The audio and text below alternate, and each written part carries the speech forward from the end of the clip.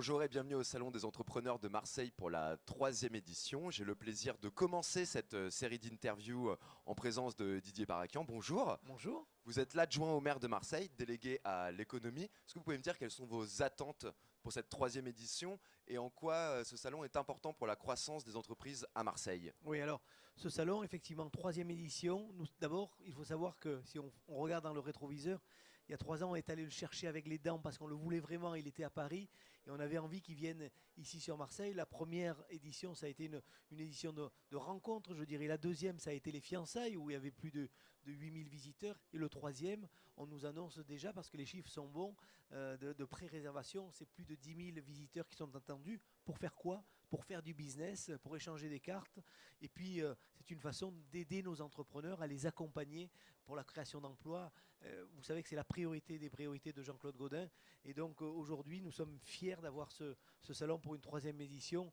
Et je pense que tous les exposants qui sont là, tous les entrepreneurs qui sont là vont y retrouver leur intérêt. Et justement, quels outils la ville de Marseille met en place pour aider les entrepreneurs qui voudraient se lancer ici? Alors aujourd'hui, il faut savoir que les collectivités, que ce soit avec la région, avec le département, que ce soit avec la métropole et la ville de Marseille, et aussi la chambre de commerce, nous jouons collectif. D'accord, Et vous donc, travaillez main dans la main. nous travaillons main dans la main Vous y arrivez pour faire réussir notre territoire. Et on y arrive. C'est beaucoup plus facile aujourd'hui qu'hier. Donc les planètes politiques sont alignées et les états d'esprit sont alignés.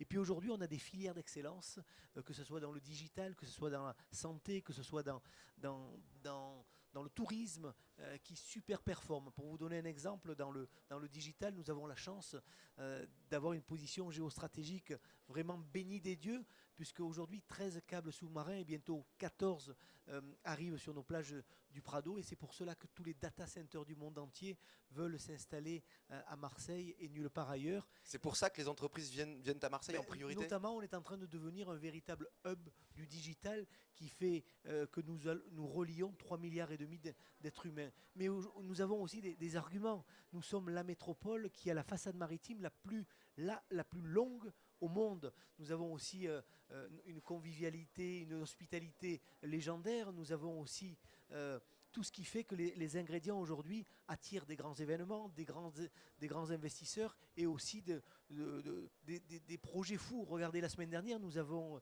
inauguré The Camp, c'est l'université du futur, magnifique. Vous en parlez un petit peu plus? Oui, c'est une magnifique vision de Frédéric Chevalier, grand entrepreneur qui malheureusement nous a quittés. Et cette soucoupe volante qui est en train de décoller va faire décoller le territoire. Mais je pourrais vous parler aussi de Smartseille. C'est la ville intelligente de demain qu'on a inaugurée il y a quelques semaines, le 112e quartier, la Smart City. Eh bien, c'est à Marseille et c'est nulle part ailleurs. Et puis, je pourrais vous parler aussi de la skyline marseillaise avec la CMA-CGM qui est le phare de Marseille. Et d'ailleurs, je salue Rodolphe Saadé qui sera ici présent comme grand témoin. On a la chance d'avoir le 3e armateur mondial, 20 000 collaborateurs, 20 milliards d'euros de chiffre d'affaires et la skyline qui se continue à se développer parce que vous avez la Marseillaise qui est en train de sortir de terre. Et c'est pour tout cela, vous savez. Aujourd'hui, la mariée est belle. Hein, la mariée, alors c'est vrai qu'elle a pris un peu d'âge, puisqu'elle a 2600 ans, mais les élus que nous sommes, avec beaucoup de détermination, avec beaucoup d'humilité, nous essayons de la rendre plus belle. Et croyez-moi, aujourd'hui, ce n'est pas un hasard si de grandes entreprises internationales choisissent Marseille, choisissent la métropole ex-Marseille pour venir s'installer. Je pourrais vous donner quelques noms de grandes boîtes qui sont en train de signer pour s'implanter chez nous et nulle part ailleurs. Il y en a beaucoup, mais vous dites quoi aux entreprises qui hésiteraient à venir s'installer à Marseille? Alors c'est vrai qu'on peut hésiter, mais aujourd'hui on a des arguments choc. Si le groupe Keshen, c'est un groupe chinois qui voudrait faire une industrie dans la silice pour fabriquer des pneus, hésite. Nous sommes en finale aujourd'hui. Il y a 26 possibilités. Aujourd'hui, nous sommes en finale contre Rotterdam. J'espère que leur choix sera positif. Avant la fin de l'année, on le saura. Mais en tout cas, tout le territoire s'est mobilisé pour que cette entreprise qui va investir 200 millions d'euros et qui va pouvoir créer 150 emplois sur le territoire, eh bien, on a envie de lui dérouler le tapis rouge. Il y a un choix qui a été positif récemment, c'est la désignation de Paris pour accueillir les Jeux Olympiques 2024. Est-ce que l'adjoint au maire de Marseille s'est dit allez Paris à ce moment-là? Mais bien sûr, à part au football, mais tout le temps, on dit allez Paris, et c'est main dans la main que la France, Paris et Marseille ont gagné.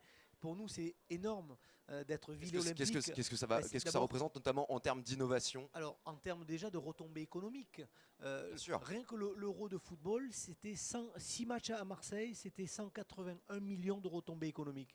J'imagine que les Jeux olympiques, les épreuves de voile et de football, ça sera beaucoup plus en termes aussi de retombées, en termes d'image, parce que c'est des milliards d'êtres humains qui vont regarder devant leur écran de télévision la métamorphose de notre territoire, et ça n'a pas de prix, et donc on est très fiers. Vous savez, dans ce pays, quand on joue collectif, dans ce territoire, quand on travaille ensemble, on gagne toujours. Merci beaucoup. Merci.